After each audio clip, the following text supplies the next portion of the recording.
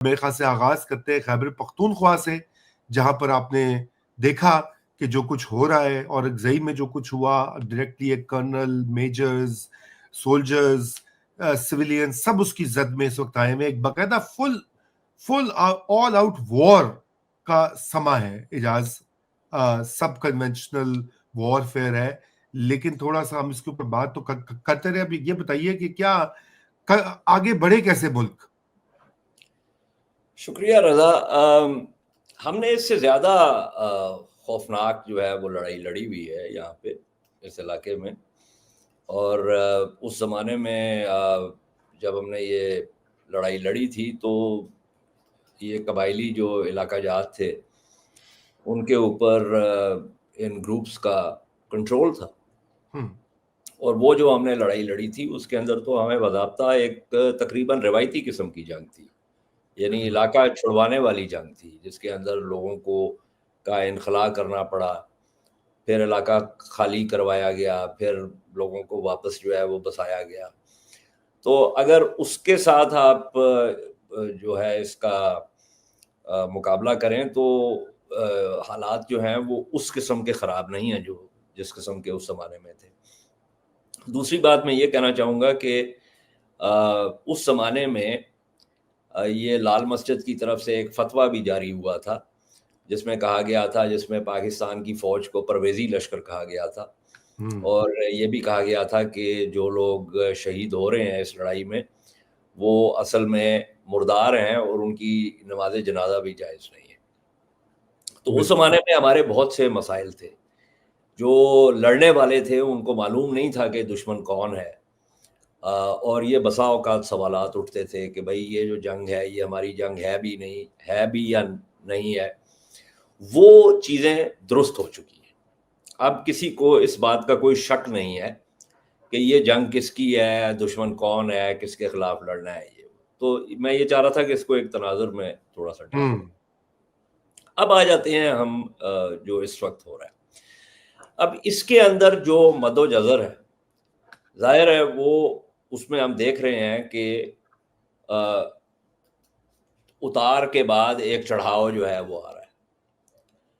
اچھا، اب اس کے اندر رضا کچھ چیزیں اہم ہیں، اور وہ یہ ہے کہ ایک شکوہ تو حکومتوں کے ساتھ یہ ہے کہ حکومتیں جو ہیں وہ شفافیت کا مظاہرہ نہیں کرتی. مثلاً D G I S P R کی اگر آپ پریس کانفرنس لے لیں، اس کے اندر انہوں نے امپلیسٹلی چھوڑ کے ایکسپلیسٹلی یہ کہا ہے کہ جی تحریک انصاف اور خان کے اوپر الزام دھر دیا. جی. اب حقیقت یہ ہے، اس زمانے کے مضامین بھی ہم نے تحریر کیے میں آپ کے فرائیڈے ٹائمز کے لیے ہی، کہ جنرل باجوہ اور فیاض حمید کی یہ پالیسی تھی کہ بات چیت سے اس مسئلے کو حل کیا جائے. اچھا، اس پالیسی کے اندر اس کی ایک منطق تھی. وہ منطق یہ تھی کہ اب چونکہ امریکہ کا انخلا ہو رہا ہے اور یہ طالبان جو ہیں یہ آ رہے ہیں، تو ہم ان کے ساتھ بات کر کے ان کو یہ ہم کہہ سکتے ہیں کہ جی یہ جو خوارج ہیں ان کو آپ جو ہے وہ صراط مستقیم پر لے کر آئیں. تو اس کے اندر جو منطق تھی وہ غلط نہیں تھی، یا وہ بری نہیں تھی، یا وہ اس کی نیت ٹھیک تھی. لیکن ہوا یہ کہ آپ کو یاد ہوگا کہ بات چیت کے جو مختلف جو ہوئے سٹیجز، جو بھی اس کے راؤنڈز جو ہوئے، اس میں ایک چیز واضح ہو گئی، اور وہ یہ کہ یہ لوگ بات چیت نہیں کرنا چاہتے، خوارج بات چیت نہیں کرنا چاہتے. اور دوسری چیز یہ بھی واضح ہو گئی کہ جو افغانستان کے اس وقت جو حکمران ہیں وہ بھی ان کو نکیل نہیں ڈالنا چاہتے. جی ہاں. اب جب یہ باتیں ہو گئیں تو ہوا یہ کہ اس کے بیچ میں کچھ یہ بغیر کسی ڈیل کے کچھ ری سیٹلمنٹ کی جو ہے وہ بات ہو گئی، اور اس میں کچھ لوگ جو ہے وہ یاد در آئے. اور اس کے بعد سے یہ جو اتار تھا یہ ایک چڑھاؤ کی طرف جانا شروع ہو گیا. اب اس کے اوپر یہ ضرور ہے کہ عمران خان کا ہمیشہ سے یہ رہا ہے، اور میرا 2012 کا مضمون ہے جس کے اندر میں نے ان کے مضمون کی تنقید کی تھی، جس میں انہوں نے لکھا تھا کہ یہ ہماری جنگ نہیں ہے اور یہ علاقے جو ہیں یہ تو باغ عدن ہوا کرتے تھے، اور یہ تو میں نے اس میں لکھا کہ جی یہ بات غلط ہے، آپ کے حقائق جو ہیں وہ درست نہیں ہیں اور آپ ان حقائق کو جو ہے وہ درست کریں۔ تو اس کے اوپر ڈاکٹر شیریں مزاری نے ایک خط لکھا، یہ نیوز میں میرا مضمون آیا تھا، اس میں خط لکھا کہ جی you know referring to Haider living in a cuckoo land. تو اس کے اوپر ان کے خط کو لائن بائی لائن میں نے رکھ کے ایک مضمون لکھا نیوز ویک پاکستان کے لیے، جس کا عنوان تھا a view of Mazari land from cuckoo land. ٹھیک ہے، اچھا وہ مجھے یاد ہے یہ سب کچھ ریکارڈ کا حصہ ہے۔ خیر اینی وے، تو خان صاحب نے اس کے اوپر سائن آف کیا کیونکہ he was predisposed to looking at it like this۔ لیکن جو D G I S P R کی پریس کانفرنس ہے اس کے اندر بھی ایک سیاسی وہ ہے زاویہ نہیں، ہے۔ وہ بہت کلیئر اجاز، بلکہ انپریسیڈنٹڈ تھا۔ میں نے تو جتنی دیکھی آج تک ان میں اوور ٹونز ہوتے ہیں، لیکن یہاں تو بڑا ڈائریکٹلی انہوں نے ایک پارٹی، ایک لیڈر، اور پھر ہاں یہاں تک بڑی بالکل بالکل، آپ درست کہہ رہے، آپ بالکل درست کہہ رہے ہیں۔ میں اسی لیے کہہ رہا ہوں کہ اس کے اندر ایک سیاسی زاویہ تھا جو کہ حقائق سے نسبت نہیں رکھتا۔ یہ ضرور ہے کہ عمران خان کا ایک اپروچ ہے اس کی طرف، لیکن جو جس پالیسی کا ذکر کیا اور وہ ساری بات کی، وہ جو ہے اس کا تعلق صرف عمران خان کے ساتھ نہیں تھا، اس کے اندر وہ ساری پالیسی جو تھی۔ اچھا اب آگے آ جائیں، اگلا ایک اور زاویہ کہ جو پریس کانفرنس پاکستان تحریک انصاف نے کی ہے اس کے اندر بھی سیاسی زاویے ہیں، اور اس کے اندر بھی حقائق جو ہیں وہ ان کی وہ درست نہیں ہے۔ ٹھیک ہے نا؟ تو اس کی وجہ یہ ہے کہ دونوں اطراف جو ہے نا اس وقت ایک جنگ میں ہے، حالت جنگ میں ہے، ایک سیاسی جنگ ہو رہی ہے دونوں کے درمیان، اسٹیبلشمنٹ کے درمیان اور تحریک انصاف کے درمیان۔ تو اسٹیبلشمنٹ کا جو نقطہ نظر آیا وہ اس میں بھی بہت سے حقائق کو یا تو سلیکٹ کیا گیا، کچھ حقائق کو، اور باقیوں کو چھوڑ دیا گیا، اور جو پاکستان تحریک انصاف نے پریس کانفرنس کی اس کے اندر بھی اپنے حقائق کو سلیکٹ کر لیا اور کئی باتیں حقائق کے منافی بھی کر دی کہ جی یہ تو ہمارے زمانے میں ہوا ہی نہیں۔ ٹھیک ہے، تو یہ جو بات ہے، اچھا اس کے اندر ایک یو وانٹ سے سم تھنگ، گو اہیڈ۔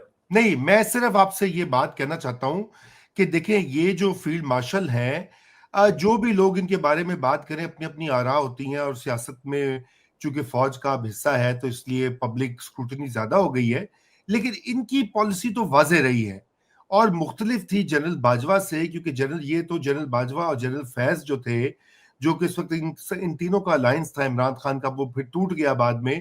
ان کی یہ ری سیٹلمنٹ کی پالیسی تھی جس کا کہ انہوں نے خود بھی، باجوہ صاحب نے بھی، جنرل فیض نے بھی اور عمران نے بھی کیا۔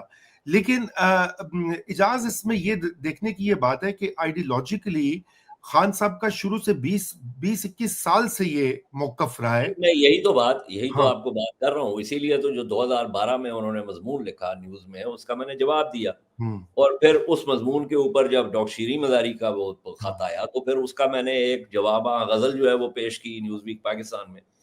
تو یہ بات تو آپ کی درست ہے، میں تو یہی کہہ رہا ہوں کہ ہی واز پری ڈسپوزڈ، لیکن میں صرف یہ کہہ رہا ہوں کہ یہ پالیسی جو تھی یہ پیش کی گئی تھی فوج کی طرف سے۔ اب فوج جو ہے اگر سارا ملبہ تحریک انصاف پر ڈالنا چاہتی ہے تو یہ بھی بات حقائق کے منافی ہے، اور اگر پاکستان تحریک انصاف اپنے پریس کانفرنس میں یہ کہتی ہے کہ جی ہمارے زمانے میں ہوا ہی نہیں تو یہ بات بھی حقائق کے منافی ہے۔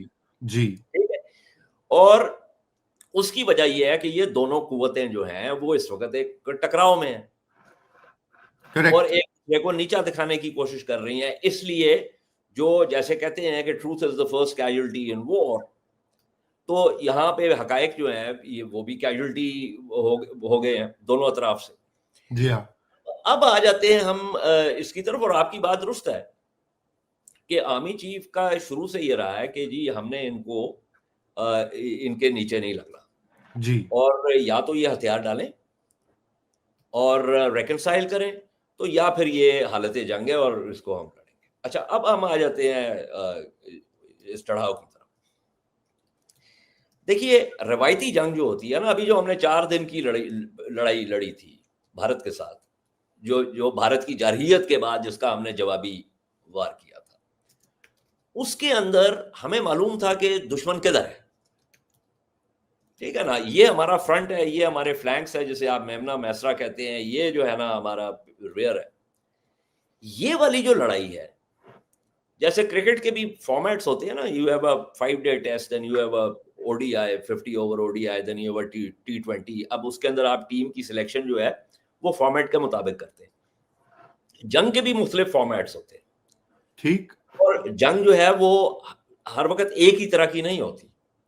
صحیح, مثلا امریکہ جو ہے وہ روایتی جنگ میں بہت بادشاہ ہے, لیکن صحیح, افغانستان میں 21 سال کے بعد جو ہے وہ اس کو نکلنا پڑا, عراق سے بھی اس کو نکلنا پڑا, ویتنام سے بھی اس کو نکلنا پڑا, سوویت یونین کو بھی افغانستان. سو جنگ کی نوعیت فرق ہوتی ہے, اور اس کے وہ لڑائی کے طریقہ کار بھی فرق ہوتا ہے.